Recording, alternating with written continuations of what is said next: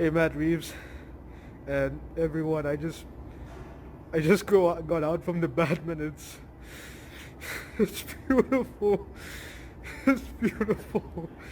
I I love this take on your version Batman. Now I know Matt Reeves. I've been a fan of your movies for some time. Ever since Let Me In and Cloverfield, I just love your movies. And the moment I hear you doing your take on the Batman, I was very excited. I was looking forward to what you're gonna do.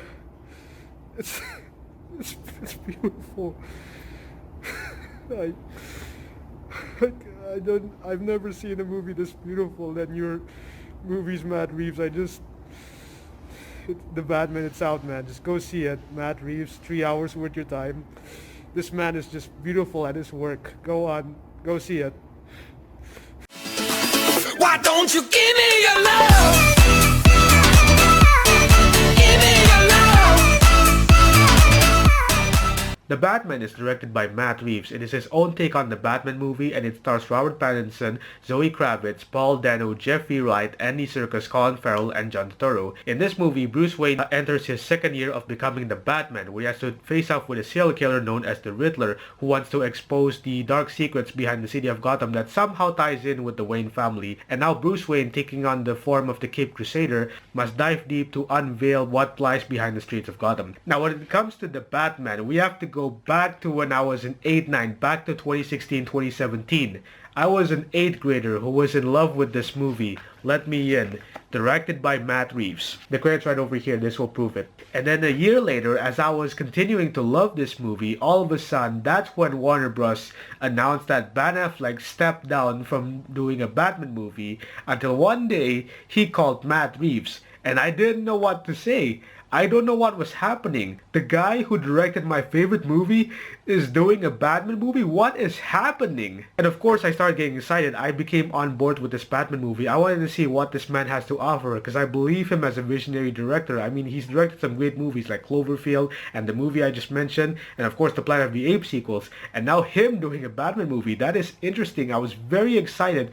The casting might seem a little odd, but the more I get close to it, and after many years, here we are with the Batman movie from director Matt Reeves. And I was very excited. All of you are very excited to see a Batman movie, but to me, I'm just very excited to see what Matt Reeves has to offer while he directs a Batman movie. Now, what is there to say about Matt Reeves directing the Batman movie? Now, first of all, I'm just gonna say that this is a very different Batman movie. Now, most Batman movies you get are previously more like origins story, where we get to see Bruce Wayne's past, where we get to see his parents being killed off. Now, don't see that because Matt Reeves is offering you a Batman movie. Everyone knows who Batman is. He's the Caped Crusader. He is the world's greatest detective. He is the most beloved DC character, and that's what Matt Reeves wants to show. As making a Batman movie, he just wants to go straight off into making a Batman movie, Batman doing his own thing. That's what everyone wants to see, and Matt Reeves understands that. But this is a whole new different Batman movie, and by different, I mean it. It's very different. This is unlike the Batman we are used to. This is not the Keaton Batman. This is not Christopher Nolan, maybe a little bit, but this is not even the Batfleck or the DCEU. We are outside of the DCEU. This is Matt Reeves' version of Batman that we're talking about. And you can tell that by the aesthetics. You can tell by the streets of Gotham. You can tell by the costumes. You can tell by what the Wayne Manor or what the backstory looks like. It's very different. The aesthetic that Matt Reeves has put into this Batman world, it's very different and it's very realistic.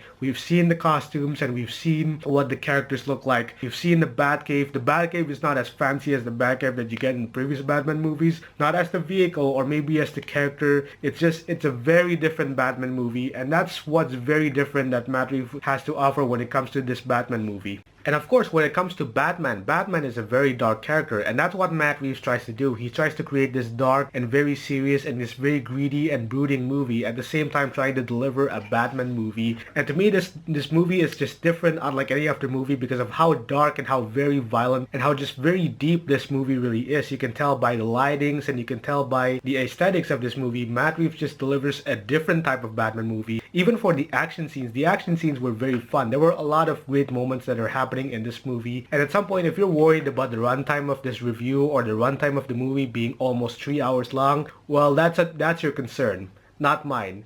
because Matt Reeves' movies actually gets longer and longer, from Cloverfield being 84 minutes, and now here this movie clocks at 176 movie. This is basically the longest Batman movie if we don't count the ultimate cut of Justice League or the ultimate cut of Batman v Superman. You know what I mean, Snyder fans. The point is that this is the longest Batman movie, and for 3 hours Matt Reeves has everything to be told in this movie, starting with the action, starting with the conflict, and you don't get to feel that 3 hours. You feel it a little bit. You only feel it a little bit. I didn't get to look at my clock. When I looked at my phone for at least 2 hours later, we're already at like 2 hours into the movie, and there's still more that Matt Reeves delivers. And of course, this is why shooting took so long, because there's a lot of things that Matt Reeves has to deliver inside this Batman movie, and he's able to do that. This man was able to deliver everything that needs to be told. It doesn't have to be a storytelling, it doesn't have to be origin, but more story-wise, that's what matters is. What matters is the story. And not only that, it keeps you on the edge of the seat. It keeps you very excited for what's about to happen next, starting with the conflict, starting with the scenes that you've seen in the trailer that you've not seen in the movie yet, and you start to worry, what is there happening next? What is going on next in this movie? There were even some great action scenes. Like I said, the car chase sequence, I thought that was also enjoyable, especially some moments that were very horror and that was a little bit violent, that you're really anticipating the violence in this movie, the intensity of this movie. You feel it when it comes to this movie. You feel it. You feel that West Batman has to struggle with his actions. There was more to be told within that 3-hour movie, and Matt Reeves was able to deliver that. Even when you thought what all the problems are done, it doesn't say the problem is done until it says so. The conflict just keeps continuing. There are more obstacles, there are more stakes that Batman has to face within this Batman movie, and Matt Reeves was able to deliver that within those 3 hours movie. Now, one thing that I liked about Batman movie was that when it comes to Matt Reeves' direction, he has a very great direction when it comes to Batman. He wanted this Batman to be very violent. He wanted him to be a very serious character, especially in the world of Gotham City. That world that Matt Reeves made in the Gotham City, the world that he developed, was a very different Gotham City, especially when it comes to the citizens and as well as the characters, which we'll get to in a moment. And it serves like it is a Gotham City. It's realistic, and this is just different than the lighter tone of the Batman movies we get in the DCEU. Aside of that, with Matt Reeves directing the Batman, I was hoping to see what kind of version, what kind of elements of Matt Reeves that he can deliver in this movie, and I see that. There was a scene in the Batman that somehow ties in with Let Me In. I'm not going to tell you which scene it is, but I see that scene and I just connected that. I connect to the previous Batman movie. Now some of you can say this is a Batman movie just directed by Matt Reeves. No, this is a Matt Reeves movie. A Matt Reeves doing a Batman movie by Matt Reeves. The point is that Matt Reeves directed this movie, The Batman. This is his own version of The Batman, and there's a lot of things that are to be explored within his Batman universe, especially when it comes to this dark tone that he delivers. Matt Reeves understands that Batman is the world's greatest detective, which is why DC stands for Detective Comics, which is actually a true fact. The point is that he understands that he wants to make Batman the world's greatest detective, which is why this movie is more of a detective film than just a superhero movie with just the Batman. It's like the Batman but with detective elements in it, and that's how Matt Reeves tends to deliver his Batman movie. Aside of that, he got the same crew to help him with this Batman movie. He got Michael Giacchino, his all-time music composer. And when I listen to his music is just very beautiful. The way he did Batman theme, the way he was able to give in some dark horror elements and chilly vibes and some emotional moments. And I just got connected to Let Me In. Let me tell you, this is the same composer who did my favorite film, who also did the Spider-Man MCU films. And I just love what he did to it. I enjoyed his soundtrack. It's very beautiful. He did perfectly well with this movie thanks to the help of Matt Reeves. Aside of that, he even got the same cinematographer who did my favorite movie. But now you're familiar with him because he did Dune. Yes, another movie by Denis Villeneuve, who was able to hold IMAX cameras. But with Greg Fraser as the cinematographer, he's a very beautiful cinematographer. He's able to catch that dark tone, especially with the lighting and also for the color grading and the color scheme of the movie that really seems to build that Gotham City world itself. Now, fun fact is that the whole Gotham City just takes place at night. But what can we say about the characters? Now, let's talk about Robert Pattinson.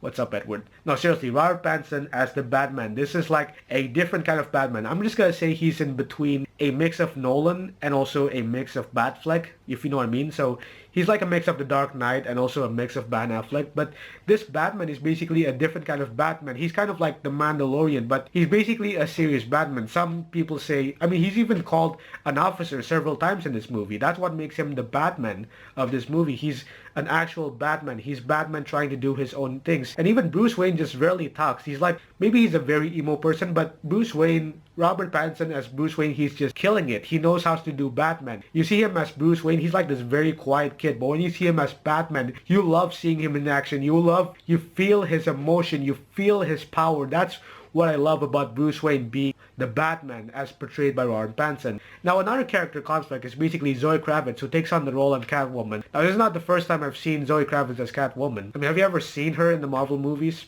Just saying. But the thing about Zoe Kravitz is that this is a different kind of take on Catwoman. Now, she's never called Catwoman. She's just called Celine Kyle, and that she has a very different character compared to the previous one. And this time we get to see Catwoman siding with us because Celine Kyle has a very different version, goals in this movie. Now, we know that the main goal for the Batman is to stop the Riddler, but as for Celine Kyle, she has a different kind of motive, which is what makes this movie 3 hours long, because there are two different conflicts that are happening at the same time. Batman wanting to stop the Riddler, and at the same time Celine Kyle wanting to stop another character which I will mention later in this movie. And as for Celine Kyle, you never get to see her in this Catwoman suit. The only suit that you get to wear is this kind of like a bandana or this kind of crooked mask that's basically meant to shape like a cat. That's basically what makes Matt Reeves being able to create this realistic version of Catwoman without actually making an actual Catwoman suit. Like, we don't need that in this movie. This is the realistic Gotham City we're talking about from the view of Matt Reeves. I'm very happy to see what he's able to do with Celine Kyle. Now, Paul Dano as the Riddler. Now, let me tell you about it. The Riddler is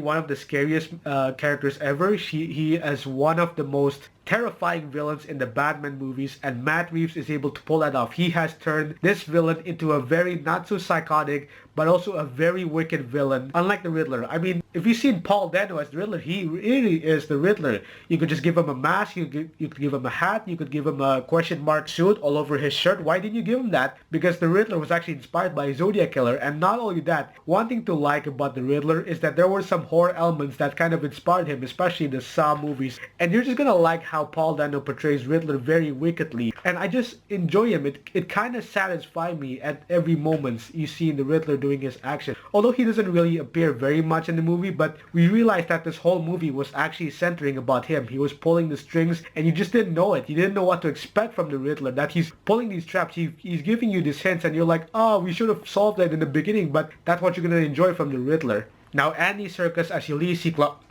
What do you mean, Ulysses Claw? We already talked about you 4 years ago. Go. Change pictures. Change pictures. God, just look how similar their costumes are. Now, Andy Serkis as Alfred Pennyworth is a very interesting casting. The moment I hear Andy Serkis playing Alfred, I was a little surprised, I was a little intimidated, I was looking forward, I was a little intrigued to see what kind of portrayal Andy Serkis has to offer. And overall, Andy Serkis as Alfred, he's a very good Alfred. It seems like Andy Serkis trying to portray the best version of himself as Alfred, especially with the backstories of serving in the military. Now, that's a very interesting take on Alfred, but unfortunately, there wasn't much of him that I wanted to see. It was a very interesting take on Alfred, but unfortunately, we didn't get to see much of him because we focused more on the Batman, but I really wish to see more of him in the future later on. Now, Jeffrey Wright being Commissioner Gordon is a very well casted person. Jeffrey Wright is a very great actor. I loved him in the James Bond movies, especially in What If. And seeing him as Commissioner Gordon, or we can say Lieutenant Gordon, he's a very good police officer. I like his portrayal, and I like the way that he tries to interact with the Batman as he becomes the only friend working with Batman. It kind of feels like his relationship with James Bond, and now he's bonding with Batman, and now he's trying to solve these riddles together. That's what I loved about Jeffrey Wright. He's able to be a great commissioner, a great Lieutenant Gordon. I mean, he's still a lieutenant and not a commissioner. I don't know why, but being Lieutenant Gordon, I just love his portrayal. I just love to see this kind of portrayal that he has portrayed as Lieutenant Gordon. Now, we're going to talk about Colin Farrell, who plays as the Penguin. Unfortunately, there was not much for him, but I can say is that this does not look like Colin Farrell. This does not look like Colin Farrell. He looks very different with the makeup. I've seen Colin Farrell in some great franchise. That's good for him, but in the Batman, he's very different. He's a very completely different person when it comes to the Batman. And then there's also John Turturro as Falcone. I'm just going to say this is kind of my favorite Falcone compared to Batman Begins. I'm sorry, but John Turturro is well casted. I loved him being Falcone, and I just love his portrayal as Falcone. There's more about this that it's really surprising when you find out about it. Now, what can I say about Batman? I'm just going to say that the Batman is Matt Reeves giving us a beautiful and glorious take on a Batman movie. I am very happy with what the man has done with this Batman movie, and I thank you so much for your portrayal on the Batman. Thank you for bringing me this very beautiful Batman movie that everyone loves, that everyone is gonna enjoy in theaters. This is a very different Batman movie. It's beautiful, it's glorious, it's a Matt Reeves movie. Not only a Batman movie, but also a detective movie. Not only a superhero movie, but also a Matt Reeves movie. And I thank you, Matt Reeves, for bringing me this beautiful Batman movie. I almost cried after the movie. The truth is, I cried inside because this is just one of the most beautiful Batman movies, especially the most beautiful Matt Reeves movies I've ever seen. Matt Reeves did it again. He's made another beautiful movie and I loved him for it. But there you go, folks. There goes my review on the Batman. Have you seen what you think of the movie? Let me know in the comments below. I think this March I'm going to be very busy right now because I have some work to do. I'm still in college right now, but I can't say no to this review. March coming in for me, The Bad Guys, Ambulance, Morbius, The Lost City. I don't know if I'm going to be able to see that, but I hope so because apparently I checked my schedule and my schedule's kind of tight. I have works to do. I have work that are undone and I have a short movie that I'm currently writing and I hope I can get them finished as soon as I can so I can watch those movies and review them. But there you go, folks. There goes my review on The Batman. Go see this movie. This is just one of the most beautiful movies the greatest Batman movie of all time, if not The Dark Knight. But just, this movie's beautiful. This is a Matt Reeves movie that you don't want to miss. So go see it. 3 hours, it's worth your time. But there you go, folks. There goes my review on The Batman. Here's the outro. That is all for this video. If you do enjoy this video, give it a like. That would be very helpful. And in the description, you'll find two links so you can follow me on Twitter, Instagram, and Google+. I appreciate you guys for watching this. And I'll see you another time. Bye-bye.